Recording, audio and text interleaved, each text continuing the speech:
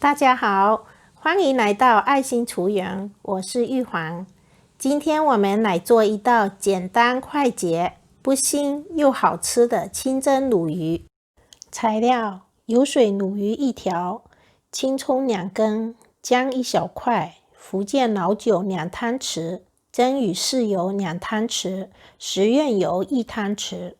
姜葱切成丝，用清水浸泡5分钟。鱼清洗干净，从背后破开2刀，这么做鱼会熟得快，而且鱼肉更嫩。用泡过姜葱的水给鱼磨一遍，这样做可以去腥。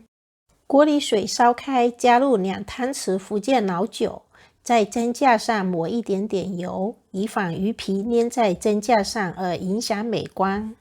家里的锅比较小，我把鱼切开2段，放在蒸架上，隔水蒸10分钟，这样蒸出来的鱼完全没有腥味。为什么不把鱼放在盘子里蒸呢？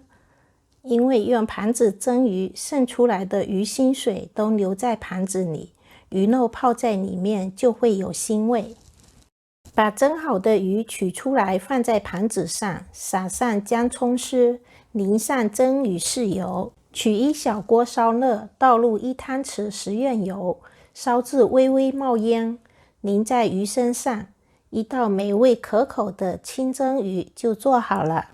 如果大家喜欢我的视频，请帮忙点赞、订阅，谢谢观看，下次再见。